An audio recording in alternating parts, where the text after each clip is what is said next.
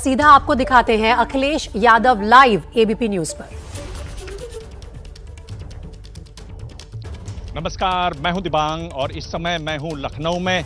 वजह आप सब जानते हैं, देश के सबसे बड़े राज्य उत्तर प्रदेश का विधानसभा चुनाव, यानी अगर इस देश की बात करें तो सबसे बड़ा चुनाव। अगर उत्तर प्रदेश अपने आप में देश होता तो दुनिया का 5वां सबसे बड़ा देश होता। और इन चुनावों में जो सबसे बड़े प्रबल दावेदार हैं वो हैं अखिलेश यादव। इस समय हमारे साथ हैं समाजवादी पार्टी के अध्यक्ष। आपका स्वागत है अखिलेश जी। मैं धन्यवाद देता हूं आपका। आपकी आवाज़ ज़रूर थोड़ी बैठ गई है, पर आप दिख अभी भी बिल्कुल ताज़ा रहे हैं। इसका क्या राज है? आवाज़ तो इसलिए दब गई है क्योंकि इधर बहुत बोलना पड़ा। हाँ, और क्योंकि आप कार्यक्रम कर रहे हैं तो डस्ट भी है और आपको बोलना भी बहुत है, वो कारण है। लेकिन मुझे लगता है कि जो बात बोली गई है वो जनता तक पहुंची है। तो जैसे अगर आप अभी एक दौर का चुनाव और बाकी है, अगर आप से कोई पूछे कि भाई क्यों दिया, लोगों ने आपको इस बार वोट क्यों दिया, तो आप क्या कहेंगे? क्या वजह रही खास? मैं इस चुनाव को इस तरह देखता हूं, पहले चरण से ये चुनाव जनता का चुनाव बन गया और किसान, नौजवान, व्यापारी, हर वर्ग के लोग एकदम साथ आ गए। तो ये जनता का चुनाव था और जनता भारतीय जनता पार्टी से दुखी थी, परेशान थी और उसका कारण ये बना कि समाजवादी पार्टी के साथ जनता खड़ी हुई कि उन्हें विकल्प के रूप में समाजवादी पार्टी दिखाई दी। एक ये बात है कि आप जो कह रहे हैं ये सबने नोट किया कि भाई विकल्प के रूप में आपका उभार हुआ। इसका कहाँ तक फायदा होता है ये मैं बात पूछूंगा बाद में। मैं आपसे ये पूछना चाहता हूं कि अगर योगी सरकार की बात करें तो 3 बड़ी आपको कमजोरियां क्या लगती हैं इस योगी सरकार की? देखिए, सबसे बड़ी बात ये है कि इन्होंने लोकतंत्र पर भरोसा नहीं किया और जो जनता की हर जगह आवाज़ दबाने की कोशिश की गई। यहाँ जितना भी नौजवान आया वो अपमानित होकर के गया। यहाँ बेरोजगार नौजवान अपनी मांगों को लेकर के, कुछ संगठन के लोग तो 5-5 साल यहाँ रहे हैं, 5 साल में भी उन्हें न्याय नहीं दिया सरकार ने। आपने वो किसान का आंदोलन देखा गाजीपुर बॉर्डर पे और जो बॉर्डर दिल्ली से लगे हुए थे जहाँ आंदोलन चल रहा था, ये सरकार सुनने के तैयार नहीं है। और डेमोक्रेसी में अगर आप लोगों की बात नहीं सुनोगे और सुन करके आपको कुछ फैसले लेने हैं, उनका समाधान करना है, तो इसलिए नौजवान नाराज रहा, किसान दुखी रहा और जिस तरीके से लॉ एंड ऑर्डर में इन्होंने मनमानी की है। आज अगर हम देश के आंकड़े देखें, फेक इनकाउंटर्स में यूपी नंबर 1 है, नेशनल ह्यूमन राइट कमीशन से नोटिस सबसे ज़्यादा यूपी को मिली हैं, कस्टोडियल डेथ में नंबर 1 है। और दुख की बात यह है कि आईपीएस फरार है यूपी से। तो ये कहीं ना कहीं कारण बना जो भारतीय जनता पार्टी ने जनता की नहीं सुनवाई की, उसी वजह से आज उत्तर प्रदेश से जनता बाहर कर रही है इनको। जी, एक लॉ एंड ऑर्डर की आपने बात की। हम देख रहे हैं कि बीजेपी जहां भी चुनाव लड़ती है आसपास, यानी आप बिहार देख लीजिए, पश्चिम बंगाल देख लीजिए, हमेशा ये कहते हैं कि हमारे जो विरोधी हैं वो आएंगे तो लॉ एंड ऑर्डर बिगड़ेगा। ये क्या उन्होंने ये इस पर क्या, लॉ एंड ऑर्डर पे कैसे अपना ट्रेडमार्क ले रखा? आंकड़े अगर हम देखें और आंकड़ों में हम जाएं तो ये पाएंगे कि भारतीय जनता पार्टी की सरकार में कानून व्यवस्था ज़्यादा खराब रही। कोई कल्पना नहीं कर सकता है कि यहाँ पर मुख्यमंत्री आवास में कई बार लोगों को आत्मदाह करना पड़ा अपनी एफआईआर दर्ज कराने के लिए। अगर हम आंकड़े देखें, बेटियों और महिलाओं के खिलाफ सबसे ज़्यादा कहाँ अन्याय हो रहा है देश में, तो वो उत्तर प्रदेश आप पाएंगे।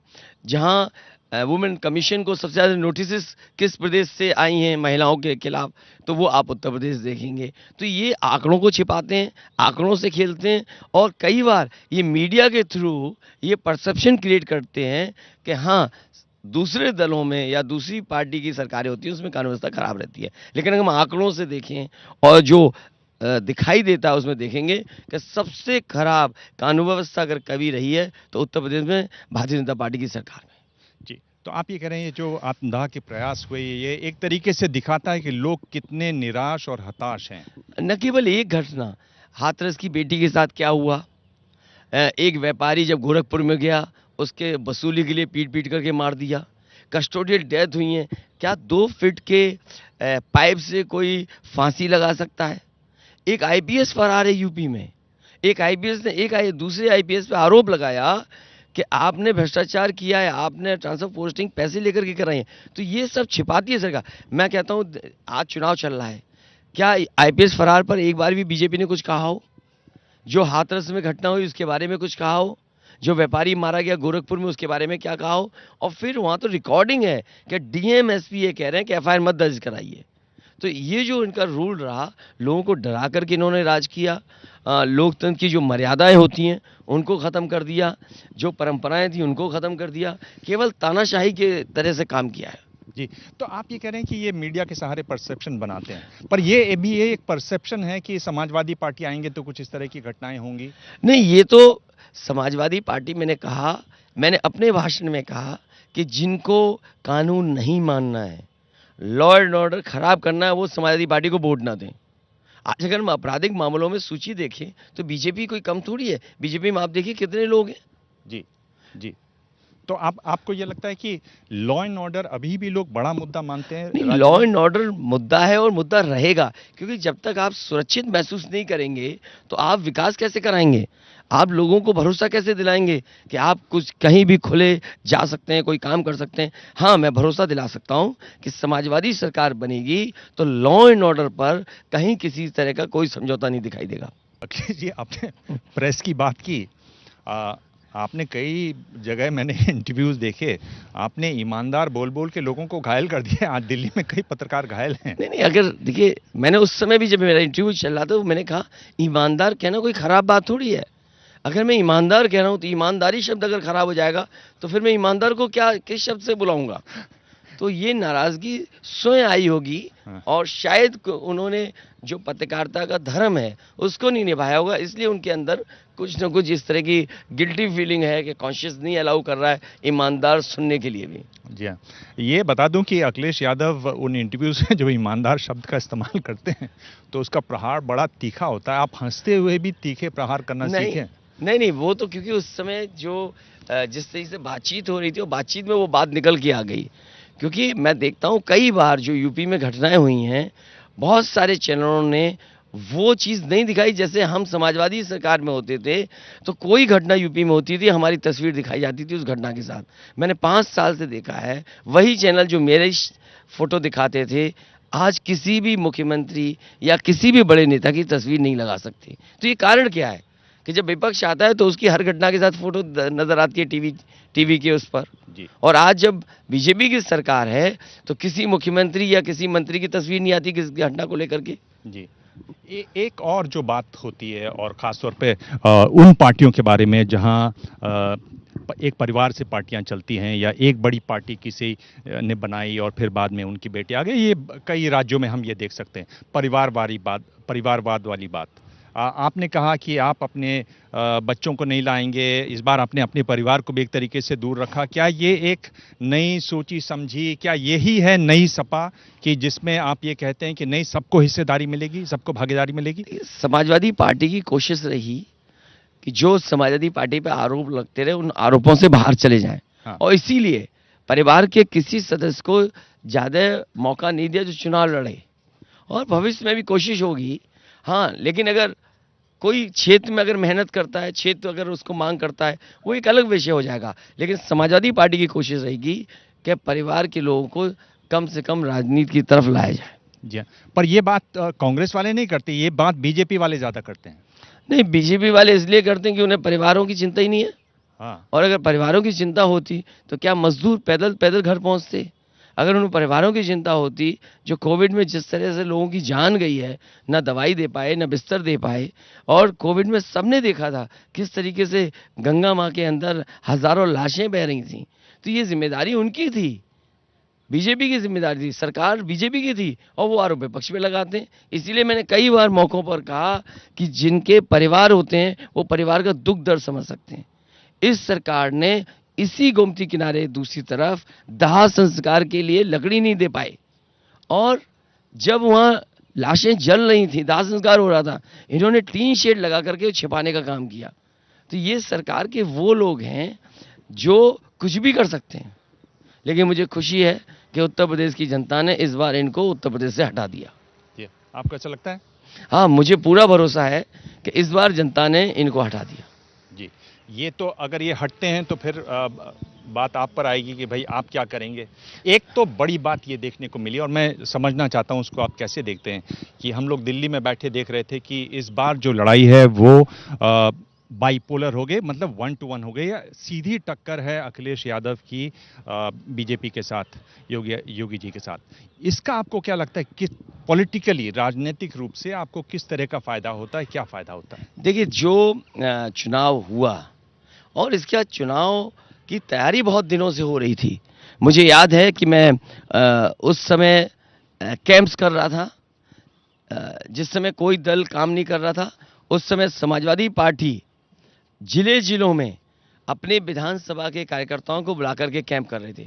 मुझे याद है चित्रकूट में कैंप हुआ, बरेली में कैंप हुआ, मिर्ज़ापुर में कैंप हुआ और बहुत से उत्तर प्रदेश में जगह-जगह कैंप हुआ। तब तक कोविड सेकंड वेव आ गई, जिसकी वजह से मुझे कैंप रोकने पड़े और वो जब कैंप रुक गए, जैसे ही मुझे परमिशन मिली, मैंने रथ यात्रा शुरू की। जो जन समर्थन, जो संगठन, कार्यकर्ता, नेता समाजवादी पार्टी की तरफ दिखाई दिए, इसी को लेकर के मुझे लगता है कि जनता ने विकल्प के रूप में समाजवादी पार्टी को स्वीकार किया। जी हाँ। एक बात देखिए, हमने ये मंच लगाया हुआ था, पहले हम सोच रहे थे कि यहाँ हम लोग खड़े होंगे, थोड़ी देर के लिए खड़े हो नहीं, जाते हैं बिल्कुल, अखिलेश जी। पहले हम सोच रहे थे कि ये मंच रहेगा, ऐसे हम खड़े होंगे। नहीं, अच्छा किया आपने, कम से कम इस गोमती के किनारे अगर अच्छा हम लोग गोमती का किनारा भी उधर से चल के देखेंगे। मैं आपसे ये पूछा अखिलेश जी कि क्या ये बात सही नहीं है कि उत्तर प्रदेश देश का जो सबसे बड़ा प्रदेश है वो अभी भी रोटी, कपड़ा और मकान के मुद्दों से लड़ रहा है? क्योंकि ये सही बात है कि ये ज़रूरत है, रोटी, कपड़ा और मकान, ये ज़रूरत है, लेकिन इस ज़रूरत के ऊपर भी चीज़ें हैं, क्योंकि लोगों ने ये रियलाइज़ किया। जिस समय कोविड आया है, लोग चाहते हैं कि स्वास्थ्य सेवाएं अच्छी हों, मेडिकल फैसिलिटीज़ कम से कम ऐसी मिल जाएं जिससे कि उन्हें कहीं और भागना ना पड़े, दिल्ली ना भागना पड़े, और मेडिकल फैसिलिटी ऐसी हों, उनकी सेविंग्स ना चली जाएं उसमें।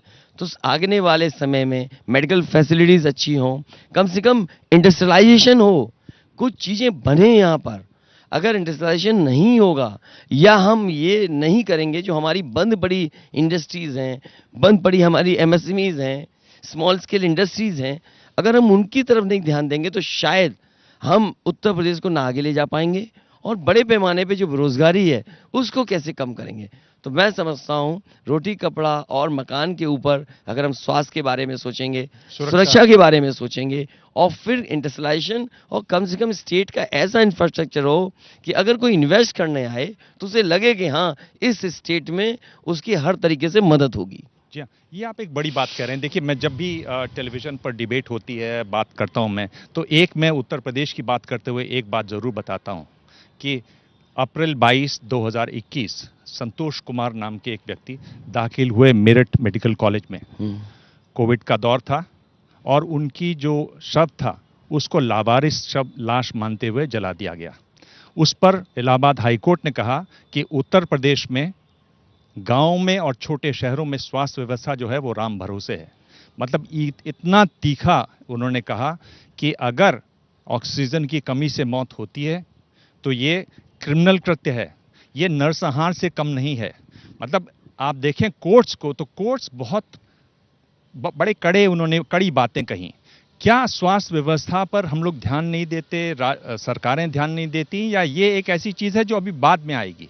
नहीं, बिल्कुल कोविड के समय लोगों को जगा दिया, और इसलिए जगा दिया कि लोगों ने अपने करीब लोगों को, अपने रिश्तेदारों को दवा नहीं दिला पाए, इलाज नहीं करा पाए, उनको जान नहीं बचा पाए।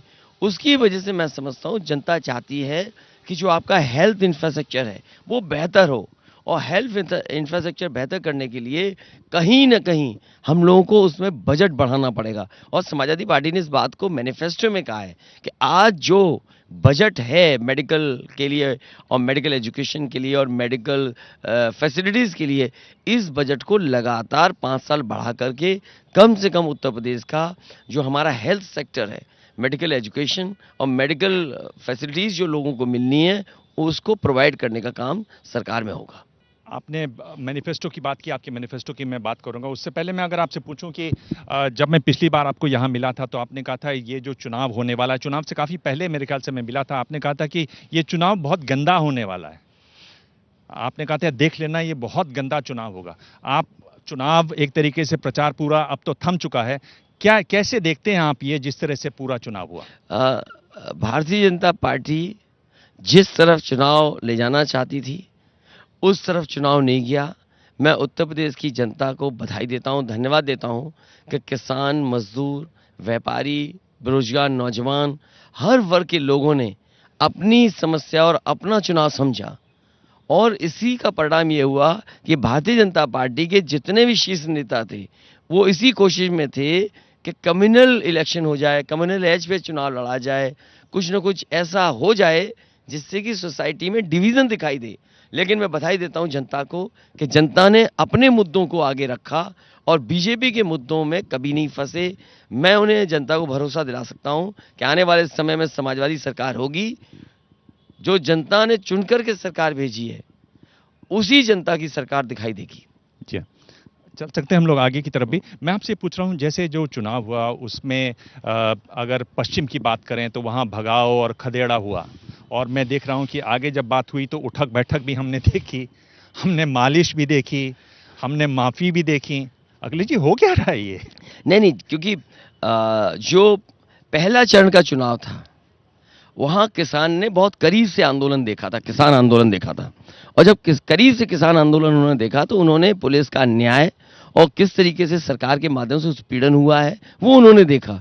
तो पहले चरण का चुनाव गन्ने का चुनाव था, गन्ने का भुगतान समय पर हो जाए, बिजली जो महंगी थी वो कम हो जाए, और किसानों ने अपने मान सम्मान से उस चुनाव को समझा।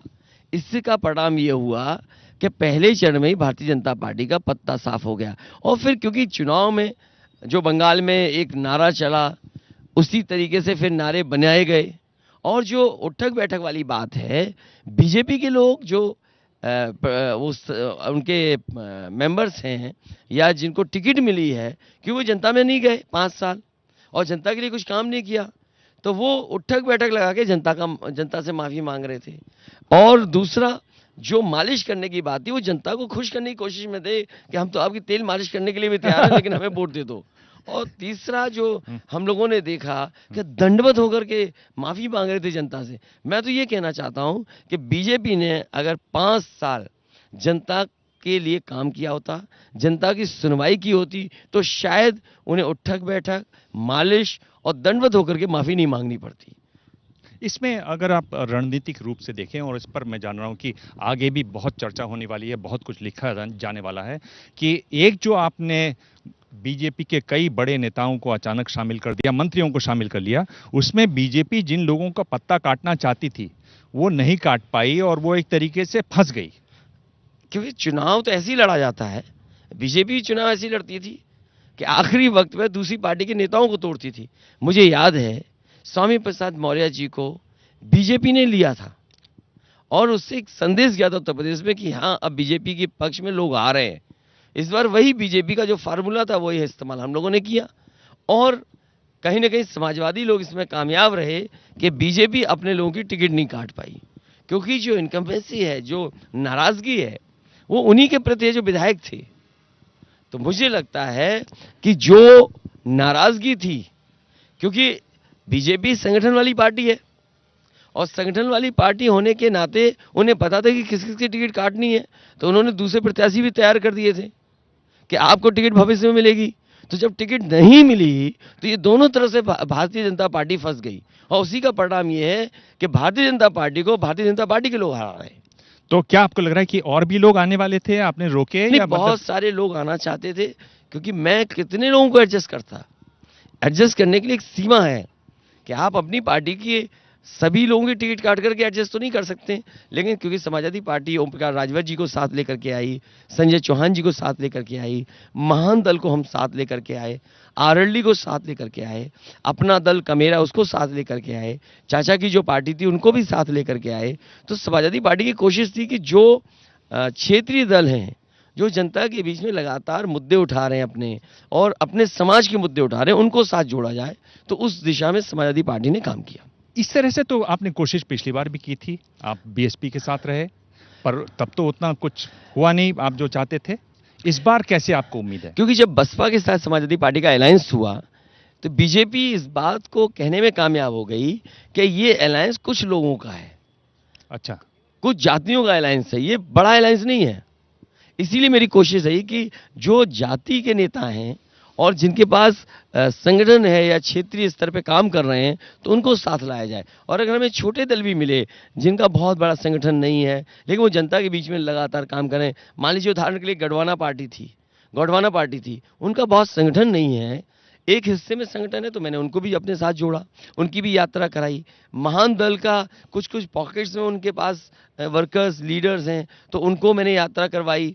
इसके साथ साथ ओम प्रकाश राजभर जी का, क्योंकि राजभर समाज का वोट है वो एक हिस्से में है, चौहान संजय चौहान है डॉक्टर, उनका एक हिस्से में वोट है, तो उन सबको साथ ला करके कोशिश की कि हर समाज की लीडरशिप समाजवादी पार्टी में दिखाई दे। जी हाँ। आपको क्या लगता है कि राजभर जी जो साथ जुड़े हैं उसका असर दिखाई देगा इस बार? नहीं, क्योंकि ओम प्रकाश राजभर जी के आने के बाद, राम अचल राजभर जी के आने के बाद मैं कह सकता हूं कि उत्तर प्रदेश में राजभर जो लीडरशिप थी वो पूरी समाजवादी पार्टी के साथ जुड़ गई और उसका परिणाम आप देखेंगे कि 7वें चरण में यही राजभर समाज के लोग, यही चौहान समाज के लोग, यही निषाद समाज के लोग भारतीय जनता पार्टी को 7 समुंदर बाहर फेंक देंगे। 7 समुंदर बहुत दूर फेंक रहे हैं अखिलेश क्योंकि जी। उनके मित्र लोग वहां गए हुए हैं।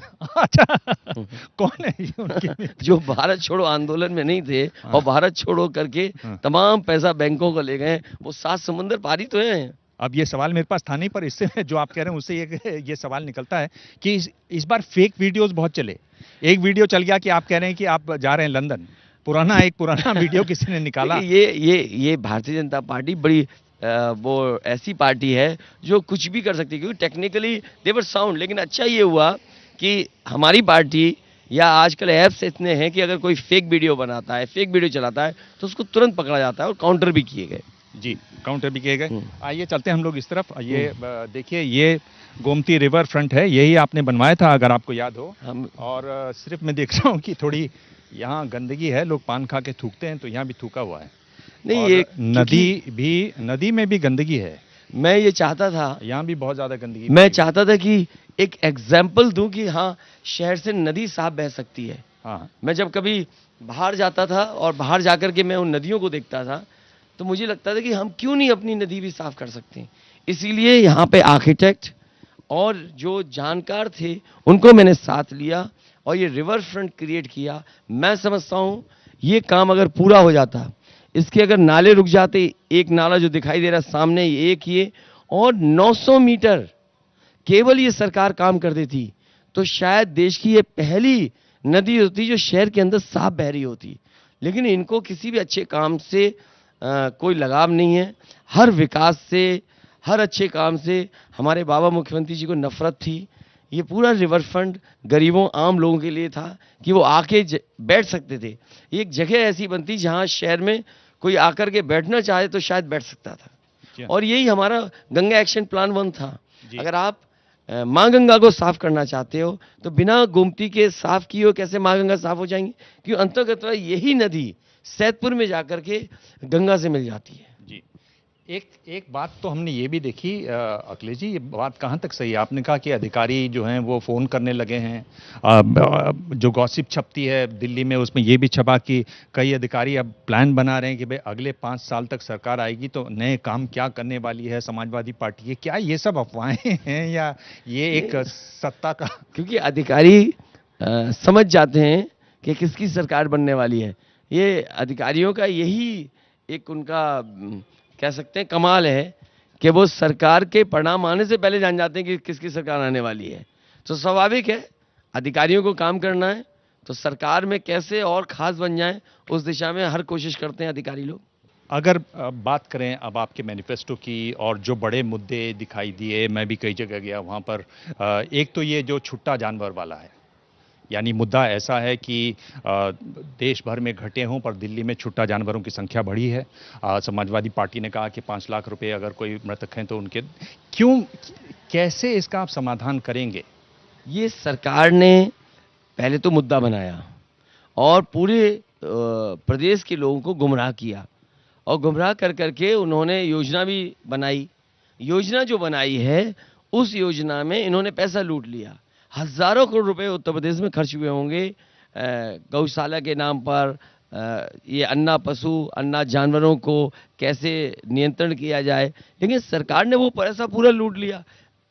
भविष्य में समाजवादी सरकार बनती है तो एक्सपर्ट लोग या जो जानकार लोग हैं उनके सुझाव लेकर के, या कहीं और अच्छा काम हो रहा होगा उसको देख करके क्या सुधार कर सकते हैं, अन्ना जानवरों की समस्या का समाधान करना पड़ेगा। और यूपी में हर दिन कोई ना कोई घटना सांड की वजह से होती है। कई परिवारों के जो सदस्य हैं उनकी जान जा चुकी है, कई बच्चों की जान जा चुकी है। कल परसों ही देख रहे थे एक बुजुर्ग था, उनकी जान चली गई। तो ये बड़ी समस्या है, इसका समाधान होना ज़रूरी है। एक और जो आपने बात कही वो भर्तियों की बात कही, 11 लाख भर्तियों की बात कही, तो कैसे आप क्या करेंगे, उसमें क्या आपकी योजना है, कैसे आप लोगों को भरोसा दिलाएंगे कि भाई अखिलेश यादव की सरकार ये काम जरूर करेगी? जब चुनाव में जाना था उससे पहले मैंने जानकारी की कि आखिरकार सरकारी पद कितने खाली हैं। तो जानकारी जो हासिल हुई इसमें लगभग 11 लाख पद खाली हैं। तो मैं ये कोशिश करूंगा कि फेजेस में 5 साल में 11 के 11 लाख पद भरे जाएं, और जब ये पद भरे जाएंगे तभी तो नौकरी मिलेगी नौजवानों को। इसके साथ साथ 3 साल से उत्तर प्रदेश की फौज की भर्ती बंद कर दी। यहाँ के बड़े पैमाने पे नौजवान भर्ती में जाते थे, फौज में जाते थे। ये प्रदेश वो है जिसके सबसे ज़्यादा नौजवान फौज में जाते हैं। ये भर्ती नहीं की इन्होंने। तो भविष्य में जब समाजवादी सरकार बनेगी हमारी कोशिश होगी कि यहाँ पर केंद्र सरकार से कहें कि दोबारा फौज की भर्ती हो, और जो सहयोग प्रदेश सरकार को देना चाहिए वो पूरा सहयोग दिया जाएगा। जी, इसमें मैं देख रहा हूं कि करीब 2-2.5 साल पहले यहां पर 64 पीएन्स की नौकरी निकली थी और 92,000 लोगों ने अप्लाई किया। 5वीं क्लास जो मिनिमम क्वालिफिकेशन थी, और पीएचडी लोगों ने भी उसमें अप्लाई किया। 3,000 से ज़्यादा लोग पोस्ट ग्रेजुएट थे उसमें। यानी स्थिति ये बहुत ख़राब है नौजवानों की। नहीं, मैंने इसीलिए शुरू में कहा कि जब तक आप मैन्युफैक्चरिंग का हब ना बना दें यूपी का, या जो हमारी एग्जिस्टिंग इंडस्ट्री है अगर हम उसको सपोर्ट नहीं करेंगे और इंफ्रास्ट्रक्चर को बेहतर नहीं करेंगे तो शायद हम नौकरी और रोजगार नहीं दे पाएंगे। मैंने एक उदाहरण के लिए कहा कि जब समाजवादी सरकार थी तो 18 लाख के लगभग लैपटॉप बांटे गए थे, और इसी लखनऊ में एससीएल का ट्रेनिंग इंस्टीट्यूशन आया था। ट्रेनिंग इंस्टीट्यूशन में लगभग 5,500 लोगों को नौकरी मिली है, और उसके साथ और लोगों को भी रोजगार मिला है। अगर एक ट्रेनिंग इंस्टीट्यूशन इतना कर सकता है, और जितने भी लैपटॉप बांटे थे वो सब के सब कुछ ना कुछ कर रहे हैं, कुछ ना कुछ रोजगार कर रहे हैं, कुछ ना कुछ पढ़ाई कर रहे हैं। इसलिए आईटी का भी एक क्षेत्र ऐसा है जिसमें बड़े पैमाने पे नौजवानों को रोजगार मिल सकता है। मैंने कहा है अपने मैनिफेस्टो में कि समाजवादी सरकार बनेगी, आईटी के सेक्टर में हम 22 लाख नौजवानों को अच्छे रोजगार दिलाने का काम करेंगे। तो एंड ऑफ डे ये जो समस्या है, इस समस्या का समाधान ढूंढना पड़ेगा। हम समस्या देख करके भाग नहीं सकते, क्योंकि अगर बेरोजगार इतनी बड़ी संख्या में है तो सरकार को कोई न कोई ऐसे फैसले लेने पड़ेंगे जिससे बड़ी संख्या में लोगों को नौकरी या रोजगार मिल जाए। देखिए, ये सवाल है इसमें, लोहिया जी ने कहा कि जिसकी जितनी हिस्सेदारी उतनी भागीदारी की बात कही, और एक बहुत सवाल उठ कर आया, और बीजेपी भी कहती कि भाई वो पिछड़ों की बात करने वाली पार्टी है। क्या वजह है कि ये जातीय मतगणना वाली जो बात है वो कहीं ना कहीं रह जाती है? हमने देखा कि निषाद बहुत ज़्यादा चाहते हैं कि उनको ओबीसी से हटा के और नीचे ले शामिल किया जाए। तो ये आपको क्या लगता है कि इसमें आपका क्या रुख रहेगा? जातीय मतगणना की मैं बात कर रहा हूं। हम देख रहे हैं बिहार में तो पूरी की पूरी सरकार, सारा विपक्ष एक साथ है इसी मुद्दे पर। समाजवादी पार्टी का और शुरुआती दौर से ही मुझे याद है, मैं लोकसभा में था उस समय, नेताजी शरद यादव जी, लालू प्रसाद यादव जी और देश के बड़े बड़े दक्षिण भारत के जितने नेता थे वो जाति जनगणना कराना चाहते थे। आज भी जब लोकसभा में बहस होती है और जब इस बात को रखा जाता है, दक्षिण भारत के सभी नेता, लगभग सभी नेता और अपने ये जितने भी नेता हैं, उनकी मानना है कि जाति जनगणना होनी चाहिए। न कांग्रेस ने जाति जनगणना कराई, न बीजेपी करा रही है। इसलिए मैंने उत्तर प्रदेश में कहा है कि अगर हमें जाति जनगणना करानी पड़ेगी तो जाति जनगणना करा करके और कम से कम प्रदेश स्तर पे जो लाभकारी योजना है उनको आबादी के हिसाब से उन तक पहुंचाने का काम करेंगे। हम दिल्ली वाले योजनाओं में तो शायद न दे पाएं, लेकिन प्रदेश स्तर पे जितनी भी लाभकारी योजनाएं होंगी शुरुआती दौर में उनको आबादी के हिसाब से दिया जाएगा। जी हाँ। एक बात ये हो रही है कि भाई नमक खाया, लाभार्थी योजना और लोगों को राशन देने वाली बात, उस पर भी आपने अपने मैनिफेस्टो में बात कही है। हाँ, मैंने कहा है कि समाजवादी सरकार बनेगी तो राशन जिस तरीके से मिलता आया है वैसे ही गरीबों को राशन मिलेगा, और राशन के साथ साथ 1 किलो मिल्क पाउडर, 1 किलो घी और 1 लीटर सरसों का तेल भी देंगे। और ये मैं पहले भी कर चुका हूँ, ये कोई नया नहीं हमारे लिए। मुझे याद है जब सूखा पड़ी थी बुंदेलखंड में, समाजवादी पैकेट में ये सब चीज़ें थीं, आलू भी था, चावल भी था, दाल भी थी, और ये सब चीज़ें मैं पहले भी दे चुका हूँ। और बजट लगता है इसमें, अगर प्लानिंग होगी तो मैं समझता हूँ आने वाले समय में इन चीज़ों को दिया जाएगा। पर ये बताइए कि क्या ये सवाल इसमें लोग करते हैं कि भाई सरकारें उनको अ, एक तरीके से जो एक कहानी है ना कि मछली दे रही है, मछली पकड़ना नहीं सिखा रही है। मतलब आप उनको खाने के पैकेट देंगे, अनाज के पैकेट देंगे, उनको कमाने के साधन क्यों नहीं दे पा रहे हैं? वो ये अभी आज तो भूख की ज़रूरत है, वो कैसे मिटे? लेकिन हमारे जो मैंने कहा कि इंफ्रास्ट्रक्चर बेहतर करेंगे, एजुकेशन के क्षेत्र में अच्छा काम हो, प्राइमरी एजुकेशन में अच्छा काम हो, आपका कैसे जो इंडस्ट्री हब रहा है यूपी, एमएसएमई का हब है यूपी, और कोई भी जिला ऐसा नहीं जिसकी अपनी एक इकोनॉमी ना हो। अगर हम उन चीज़ों को नहीं ठीक करेंगे और संभावनाएं को नहीं ढूंढेंगे तो हमारे गरीब और गरीब होते रहेंगे। इसलिए पढ़ाई और संभावनाएं ढूंढ करके कि जो लोग गरीब हैं उन्हें मुख्य धारा में कैसे लाएं, जो पीछे छूट गए उनके लोग पढ़ लिख करके कैसे नौकरी रोजगार पाएं, उस दिशा में समाजवादी पार्टी काम करेगी। जी हाँ। एक बात, हम लोग इस समय लखनऊ में हैं, यहाँ पर सरकारी कर्मचारी बहुत हैं, पुराने ऐसे कर्मचारी बहुत हैं जो रिटायर हो चुके हैं, प्रदेश भर में हैं जिनसे मैं मिला। सब ये जो पुरानी पेंशन योजना है उसकी बात करते हैं। समाजवादी पार्टी ने जब ये फैसला लिया उससे पहले कर्मचारियों के जितने संगठन थे उन कर्मचारियों के संगठनों से बातचीत की, और वित्त के बारे में जो अच्छा जानकारी रखते हैं, फाइनेंशियल जो चीज़ों को समझते हैं, फाइनेंशियल एक्सपर्ट्स लोग हैं, उनसे राय मशवरा कर करके मैंने ये फैसला लिया कि समाजवादी सरकार बनने पर पुरानी पेंशन बहाल होगी। और उसका परिणाम देखिए, यूपी के बाहर और भी प्रदेश हैं वो भी अब ये स्वीकार कर रहे हैं कि कर्मचारियों को पुरानी पेंशन ही दी जाए। जी हाँ।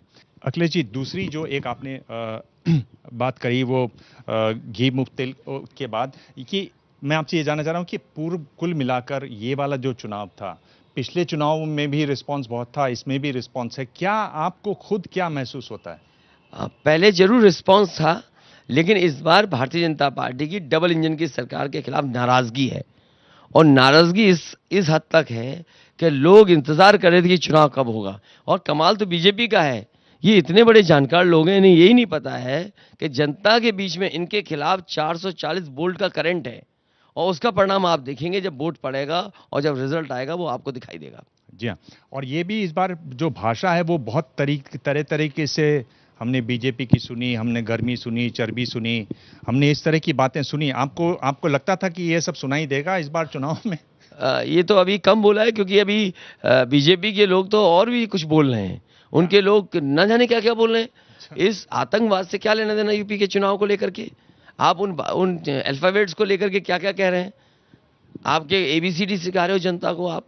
जो बुनियादी मुद्दे हैं उससे ध्यान हटाने के लिए ये तमाम बड़े बड़े नेता बीजेपी के आकर के झूठ बोल रहे हैं। उनके भाषण देखिए, भाषण में लगातार झूठ बोल रहे हैं वो लोग। अगर दिल्ली से आए हुए मंत्री जो बड़े पदों पर बैठे वो झूठ बोलेंगे तो आखिरकार लोकतंत्र में क्या जनता से उम्मीद करेंगे? लेकिन जनता आज के समय पर समझ गई है कि भारतीय जनता पार्टी केवल झूठ बोलती है, इनका हर वादा जुमला निकलता है। इन्होंने मैनिफेस्टो में जो बातें की वो ज़मीन पर नहीं उतारी, और इन्हीं की वजह से आज उत्तर प्रदेश में कोई कारखाना उद्योग नहीं लगा। ये बीजेपी के लोग वो हैं जो कह रहे थे हम मिसाइल बनाएंगे, बीजेपी के लोग कह रहे थे यहाँ बम बनेगा। मैं पूछता हूँ कि माचिस की तिल्ली अगर यूपी में कहीं बनाई हो तो बता देंगे। ये जो आपको गुस्सा आया जब ये भी बात हुई कि भाई साइकिल जो है उसको कोशिश की गई कि उसको आतंकवाद से जोड़ने की? ये बीजेपी की स्ट्रेटजी है, उनकी स्ट्रेटजी में नहीं फंसेंगे तो दोबारा किसी ने उसके बारे में नहीं कहा, साइकिल के बारे में। और फिर साइकिल के बारे में क्या कहना, वो अपनी नाकामी पे वोट मांग रहे थे। जिस समय ये घटना रही होगी उस समय मुख्यमंत्री कौन था? जिस समय घटना हुई उस समय वहाँ के होम मिनिस्टर कौन थे? जिस समय ये घटना हुई उस समय बीजेपी की सरकार थी। तो बीजेपी अपनी नाकामी पे वोट मांग रही थी और नाम ले रही साइकिल का। इसीलिए उन्होंने एक बार बोला, लेकिन दोबारा उनकी हिम्मत नहीं पड़ी वो दोबारा बोलने के लिए। जी। तो आपको क्या लगता है कि ये जो स्तर गिर रहा है वो आप काम करने से, छुपाने से काम को छुपाने की वजह से हुआ, काम को छुपाने की कोशिश में हुआ? इन्होंने क्योंकि काम नहीं किया, बुनियादी मुद्दों पे बहस नहीं की, डीजल पेट्रोल महंगा है, खाद नहीं मिली, डीएपी नहीं मिली, किसी भी किसान को उसकी आय और पैदावार की कीमत नहीं मिल रही है, गन्ना किसानों का अभी भी बकाया है, बिजली महंगी हुई है, यूपी में जो बिजली के बड़े बड़े कारखाने लग रहे थे उनको पूरा नहीं किया। तो ये जो मुद्दे बड़े थे, जो जनता के मुद्दे थे, उनको इन्होंने नहीं छुआ और ये बड़े बड़े उससे भी बड़े मुद्दों पे बहस कर रहे थे, इसलिए जनता इनसे नाराज है। जनता कुछ नहीं भूली है, वो मजदूर नहीं भूले कि कैसे पैदल चल कर के आए, वो किसान नहीं भूले कि किस तरीके से अपमानित हुए हैं, कोविड में जिस तरीके से लोगों की जान गई है वो परिवार नहीं भूले हैं, क्योंकि बीजेपी अपनी नाकामी को छिपा करने के लिए इस तरह के स्टेटमेंट्स दे रही है। अखिलेश जी, इसमें आपने एक जो बहुत एक बड़ी बात कही, हम आगे चलते हैं कि आपने एक जो बड़ी बात कही वो ये थी कि किस तरीके से इस बार इसका जो सांप्रदायिक ध्रुवीकरण है इन चुनावों का वो नहीं हो पाया, वो कोशिश के बावजूद नहीं हो पाया। आपको इसकी बड़ी वजह क्या लगती है? मतलब ऐसा कैसे हो सकता है कि कोशिश के बावजूद ये हो नहीं पाता है? इस बार इसलिए नहीं हुआ क्योंकि जनता अपनी परेशानी और तकलीफ में परेशान थी। जनता महंगाई से परेशान है, जनता को खाने पीने की चीज़ें नहीं मिल पा रही हैं, महंगी हुई, उनका रोजगार, नौकरी छिन गई। कोविड के समय पर रिक्शे चलाने वालों का क्या हुआ, ठेला चलाने वालों का क्या हुआ, जो दैनिक काम करते थे उनका क्या हुआ। तो देखा उन्होंने कि सरकार ने कोई मदद नहीं की उनकी, और हर चीज़ महंगी हो रही है। आज सबसे ज़्यादा बिजली महंगी है, आज डीजल पेट्रोल महंगा कर दिया सरकार ने। जिस समय इन्होंने फ्री सिलेंडर दिए थे उस समय लगभग 400 रुपये कीमत थी, आज जब वोट मांगने आ रहे हैं 1000 रुपया है, आज वो उसके बारे में बोल नहीं रहे हैं। जो शौचालय बनाए थे उन शौचालयों को सब बर्बाद हो गए, उसमें कोई पानी नहीं है। तो जो इन्होंने मुद्दे पहले उठाए थे वो ज़मीन पर नहीं है, सच्चाई नहीं है वो, इसलिए ये बुनियादी मुद्दों से दूर हट गए और इसी तरह के मुद्दे इन्होंने उठाए। और एक ये जो सांप्रदायिक जो ध्रुवीकरण की और एक जो तनाव पैदा करने की एक तरीके से शांति बनी रही पूरे, ये बात तो है पूरे चुनाव के दौरान तमाम कोशिशों के बावजूद। बीजेपी की कोशिश थी कि कुछ न कुछ समाज में लोगों के बीच में नफरत फैला करके, झगड़ा लगा करके, झांसा दे करके वोट ले लिया जाए। लेकिन मैं बधाई देता हूं जनता को कि जनता ने कहीं भी भारतीय जनता पार्टी के उठाए हुए मुद्दों में उनके झांसे में नहीं आई जनता। जी हाँ, एक बात, अगर ये सब देख रहे हैं, कल तो मैं था वहाँ, तो ये भी नारे लग रहे थे कि अगला प्रधानमंत्री कौन हो, अखिलेश यादव हो। नहीं, वो तो किसी ने नारे लगा दिए होंगे। जी, मैं नारों की बात बता रहा था।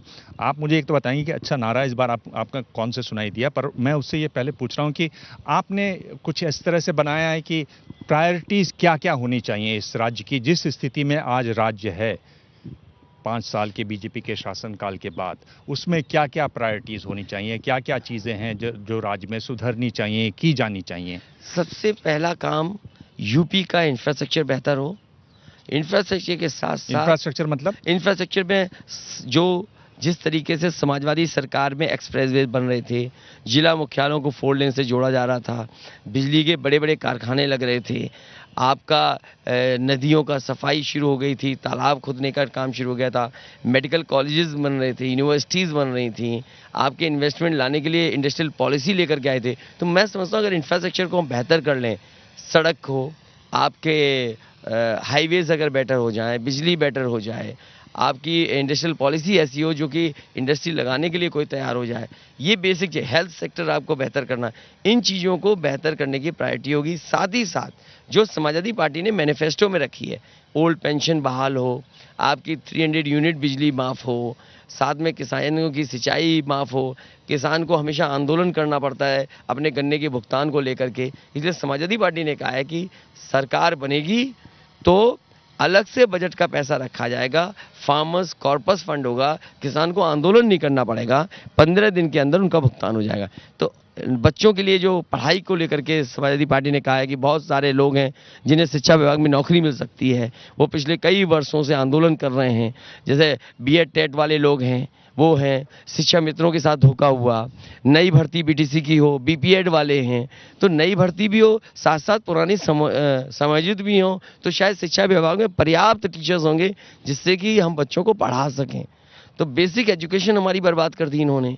तो ये काम है जो ज़रूरी सरकार को उठाने चाहिए और करने चाहिए। ये दो तीन बातें हैं, जैसे आपने एक्सप्रेसवे की बात की, एक्सप्रेसवे पे आपने आगरा के पास हवाई जहाज उतारे थे, इन्होंने भी उतार दिया, ये कह रहे हैं तो हम भी बना रहे हैं, हम ज़्यादा सस्ता बना रहे हैं बल्कि। नहीं, वो गलत बात है। उन्होंने, क्योंकि जब कभी भी कोई आंकड़े देखेगा और जब कोई चीज़ को देखेगा ढंग से, तो वो पाएगा कि इन्होंने जो एक्सप्रेसवे बनाया है वो बर्बाद कर दिया। समाजवादी पूर्वांचल एक्सप्रेसवे की जो डिज़ाइन थी, जिस कॉन्सेप्ट से वो बनना चाहिए था, उससे समझौता किया गया। केवल ये दिखाना कि सस्ता बनना है, लेकिन उसकी आपने सिक्योरिटी से खिलवाड़ कर दी, उसकी राइडिंग क्वालिटी से आपने खिलवाड़ कर दिया, एक्सप्रेसवे की सेफ्टी से खिलवाड़ कर दिया। और ये विज़न समाजवादियों का था, जिसकी वजह से प्रधानमंत्री हरकुलिस से हाईवे पे उतर पाए हैं। अगर उन्हीं का विज़न था तो देश में कहीं और हाईवे क्यों नहीं बनाया इन्होंने? अगर उनका विज़न था तो गुजरात में कोई एक ऐसी सड़क हमें बता दीजिए जहां पर फाइटर प्लेन पहले उतरे हों 10 साल पहले। कम से कम समाजवादियों ने ये विज़न दिया कि एक्सप्रेसवेज ऐसे बनाए जाते हैं और ऐसे ये उसके ऊपर एयरक्राफ्ट उतर सकते हैं। जी हाँ। एक बात जो फार्मर्स की आपने बात की और किसानों की बात, बहुत महत्वपूर्ण बात है किसानों की। आप कह रहे हैं कि एमएसपी दिया जाएगा, क्या ये सभी फसलों पर दिया जाएगा या जिन फसलों पर एमएसपी दिया जाता है उन्हीं पर दिया जाएगा? कैसे आप ये देंगे? क्योंकि एमएसपी देना बहुत भारी, उसमें बीजेपी ने भी कहा था और फिर उन्होंने कहा कि नहीं, हम लोग ये नहीं दे सकते, ये सुप्रीम कोर्ट में उन्होंने लिख के दिया था। कैसे आप इसकी व्यवस्था करेंगे? देखिए, जो एमएसपी है, एमएसपी देने के लिए मैंने टीम, जो हमारे वरिष्ठ अधिकारी हैं, उनको मैंने लगाया है और जो केंद्र सरकार से हमें सहयोग चाहिए होगा वो भी लेंगे और निश्चित करेंगे कि हमारे फार्मर्स को एमएसपी मिले, हमारा मंडी इंफ्रास्ट्रक्चर बेटर हो। और आज अगर उत्तर प्रदेश या कोई प्रदेश सरकार चाहेगी तो किसानों को एमएसपी दिया जा सकता है और एमएसपी कैसे मिले उसके लिए भी तैयारी करेंगे सरकार बनने पर। जी हाँ। ममता बनर्जी की स्पीच चल रही थी, आप बड़े ध्यान से देख रहे थे और जो वो कह रही थी, आप बार बार वो शायद जयंत को भी बता रहे थे। क्या सीखा आपने उनका जो कनेक्ट है लोगों के साथ? क्या सीखा? ममता बनर्जी बनारस में आई थी आपका प्रचार करने के लिए। देखिए, वो मैं आदरणीय ममता बनर्जी जी को बहुत पहले से देख रहा हूँ। वो कम से कम एक बहुत सिंपल लीडर हैं और सिंपल लीडर के साथ साथ जो सिंपलिसिटी है वो तो है ही है। कम से कम वो सीधी बात करती हैं। उनके भाषण में आप कहीं कोई छिपी हुई चीज़ नहीं देखेंगे। जो घटना हुई वो बताई उन्होंने कि मेरे साथ ऐसे ऐसे ऐसे हुआ और मैं ऐसी नहीं हूँ। उन्होंने कहा मैं बहादुर हूँ। तो ये सामान्य बात है जो हर एक को पसंद आती है। तो इसीलिए मैं समझता हूँ जो बातें उन्होंने कहीं लोग मान रहे थे कि हाँ वो अपने दिल से कह रही हैं और इसी वजह से उनके प्रति, उनके भाषण से लोगों का जुड़ाव दिखाई दिया। लोग तो ये कहते हैं जिस तरह से ममता बनर्जी ने लगातार लड़ते हुए वहाँ जो वामपंथी थे उनको उखाड़ा, अखिलेश भी अगर इस तरह से लगातार लड़ते तो वो मजे जाते अच्छी तरीके से और चमक आती अच्छी। और नहीं, हम लोग भी बहुत लड़े, लगातार लड़ते रहे और उसी का परिणाम ये है कि आज समाजवादी पार्टी सबसे विकल्प के रूप में उत्तर प्रदेश में खड़ी है। विकल्प के रूप में खड़ी है। ऐसा नहीं है कि पार्टी लड़ी नहीं है। समाजवादी पार्टी के लोग जगह जगह लड़े हैं, समय पे लड़े हैं और लगातार आंदोलन संघर्ष करते रहे हैं। जी हाँ। परिवार पे आए तो पिताजी चुनाव प्रचार में दिखाई दिए, एक जगह प्रचार में क्या अपने ही लोगों के बीच में रहे? नहीं, नेताजी, क्योंकि नेताजी का स्वास्थ्य उतना बेहतर नहीं है और नेताजी क्योंकि जब टीवी पे देखते हैं और उन्हें चुनाव के बारे में जानकारी है तो उनकी भी इच्छा होती है कि ज़िंदगी जिन्होंने गुजार दी हो पूरी चुनाव में और राजनीति में, तो स्वाभाविक है उनका भी इच्छा होती है कि वो जाएं और चुनाव प्रचार करें। तो मुझे खुशी है कि पहली बार जब वो प्रचार करने आए तो मैनपुरी में उन्होंने अपनी कॉन्स्टिट्यूंसी में प्रचार किया। लोगों ने तमाम बातें कहीं, बीजेपी के लोगों ने तमाम बातें कहीं, लेकिन उन्हें ये कम से कम जानना चाहिए कि नेताजी जहाँ पढ़े थे, जहाँ उन्होंने पढ़ाया, जहाँ उन्होंने जीवन भर जनता के बीच में रह करके सेवा की या जिससे वो सीधा सीधा उनका संबंध है, उस क्षेत्र में वो वोट मांगने गए थे पार्टी की। अभी 2 दिन पहले फिर वोट मांगने गए, वो भी उनके लिए मांगने गए कि जो उनके पुराने साथी थे। उनका बेटा मल्हनी से चुनाव लड़ रहा है और बेटे ने फ़ोन किया कि वो चाहते हैं कि उनके यहाँ कार्यक्रम हो जाए। नेताजी ने स्वीकार किया। तो कम से कम नेताजी का जीवन पूरा राजनीति में रहा है और जिसका जीवन पूरा राजनीति में रहा हो, स्वाभाविक उसे अगर पता लगेगा कि चुनाव है और कोई बुला रहा है तो मैं जरूर जाऊंगा। स्वास्थ्य नहीं बेहतर है, उसके बावजूद भी वो चुनाव में जा रहे हैं। हम लोग कई बार लोकसभा के लिए मना करते हैं कि आप लोकसभा में मत जाइए, लेकिन नेताजी पुराने नेता हैं, वो लोकसभा का एक दिन भी छोड़ना नहीं चाहते। तो ये बीजेपी वालों को समझना चाहिए कि नेताजी आज के नेता नहीं है। बीजेपी गिनती में 1-2 रही होगी, तब के वो नेता हैं। जी हाँ, आखिरी 2 सवाल अगर मैं आपसे पूछूं कि आपको क्या लगा इस बार कौन सा ऐसा नारा था जो बहुत चला? अगर मैं समझता हूँ जो जनता के बीच में जो मैंने देखा जी, एक तो गाना आरएलडी आई रे, हाँ, वो जो गाना चला हाँ, वो मैंने देखा कि उसका रिस्पांस क्या है RLD, जनता के हाँ, बीच में, आरएलडी आई रे। हाँ, और फिर इधर तो समाजवादी पार्टी के गाने कई बने, कई तरह के नारे दिए, हाँ, लेकिन एक नारा था कि बीजेपी को उत्तर प्रदेश से हटाओ। हाँ, ये और चला। कई बार खदेड़ा होना, क्योंकि कहीं खदेड़ा होना भी नारा आया। हाँ, और सबसे लोकप्रिय अगर कुछ हुआ हाँ, तो यूपी में काबा, हाँ, वो शायद मैं समझता हूँ फर्स्ट सेकंड फेज के बाद हम्म, सबसे लोकप्रिय नारा या गाना या जिससे बीजेपी को सबसे ज्यादा चिढ़ हुई हो, हाँ, वो वही गाना था, हाँ, यूपी में काबा। हाँ। तो आप जब अपनी गाड़ी में जाते हैं, अपने रथ में जाते हैं, उसमें आप ये गाने सुनते हैं, पीछे चलते रहते हैं? हालांकि उस समय तो लोग भी बहुत होते हैं अपनी बात बताने नहीं, के लिए। मैं गाना तो नहीं सुनता हूँ, लेकिन जो पार्टी का गाना जो रथ पे चलता है वो स्वाभाविक है, क्योंकि रथ में चला है तो सुनाई देगा। ठीक है, जो आपको आखिरी सवाल है, ये आपसे सब लोग पूछेंगे और पूछ रहे होंगे, कितनी सीटें हैं? अब आप ये मत कहिएगा कि मैं भविष्यवक्ता नहीं हूँ और ये तो। मैं चाहता था कि 400 सीटें जीत जाऊं, हाँ, और मैंने 400। पहले दिन टारगेट फिक्स किया था, गठबंधन और हम लोगों ने मिलकर के इस बार 400 सीटें जीतनी है। हाँ, अब मैं ये कह सकता हूं कि समाजवादी पार्टी 300 सीटें जीतने जा रही है। गठबंधन, समाजवादी पार्टी और गठबंधन मिलकर के 300 सीटों के करीब गठबंधन पहुंच जाएगा। हाँ, इसमें आप जब ये अनुमान लगाते हैं तो ये केवल ऐसे ही अनुमान लगा देते हैं कि आप बाकायदा सीटें जोड़ते हैं? आजकल तो टेक्नोलॉजी है, सॉफ्टवेयर है, जहां आप डेटा के साथ खेल सकते हैं।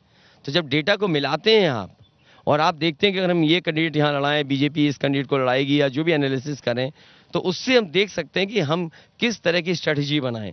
तो जो शुरुआती दौर में हमारी कोशिश थी कि 400 सीटों का टारगेट रखिए, और जब टारगेट 400 सीट का है तो अचीव किया ना 300 हमने। जब परिणाम आएगा आपका 10 तारीख को, तो आप देखेंगे कि समाजवादी पार्टी और गठबंधन 300 के करीब पहुंच गया। कितने दावेदार तो कई मुझे दिख रहे हैं, कितने डिप्टी चीफ मिनिस्टर के बारे में सोच रहे हैं आप? नहीं, अभी कोई डिप्टी चीफ मिनिस्टर की किसी भी गठबंधन से बात नहीं हुई। कोई बात नहीं हुई? कोई पहले से सेटिंग नहीं है कि भाई इस बार सरकार आएगी तो आप बनेंगे? नहीं, लेकिन यह है कि उन सबके गठबंधन के लोगों को सम्मान बढ़ा दिया जाएगा। अच्छा, तो और अगर बीजेपी ज्यादा बनाती तो मैंने कहा हम ज्यादा बनाएंगे, उनसे ज्यादा बनाएंगे। हाँ। मैंने तो ये कहा था कि अगर बीजेपी 4 डिप्टी सीएम बनाएगी तो हम 8 डिप्टी सीएम बनाएंगे। नहीं तो बनाएगा तो एक ही ना, या तो वो बनाएंगे या आप बनाएंगे। हाँ, तो अगर वो तो आप बना ही नहीं सकते क्योंकि हाँ। सरकार से बाहर हो रहे हैं। हाँ, तो आप क्या उनके 2 थे, हमारे 4? गठबंधन के सभी लोगों को सम्मान मिलेगा, और जितने भी सीनियर लीडरशिप है उनको साथ लेकर के सरकार चलाएंगे। अखिलेश जी, ये भी कहा जा रहा है कि अगर कमी बेसी हुई तो छोटे जो दल हैं उनको खरीदने, लूटने, समझाने, लुभाने, धमकाने, तरह तरह से घेरने, इस तरह की बातें होंगी। हालांकि चुनाव इतना तीखा हुआ है, क्या ये भी कहीं है आपकी रणनीति में? देखिए, ये स्वाभाविक है, और हम लोग देखते हैं कि इलेक्शन में वोटर्स को खरीदते तो हैं लोग, लेकिन कई बार वोटर खरीदने से चलता नहीं है। बहुत पैसा चलता है, लेकिन उसका मतलब ये नहीं कि आप बिल्कुल बहुमत बदल देंगे। हाँ, विधायकों को हम लोगों ने खरीदते और बिकते देखा है, लेकिन उत्तर प्रदेश का इस बार ऐसा चुनाव होने जा रहा है जिसमें भारतीय जनता पार्टी को ऐसा कोई मौका मिलने वाला नहीं है। आपने जो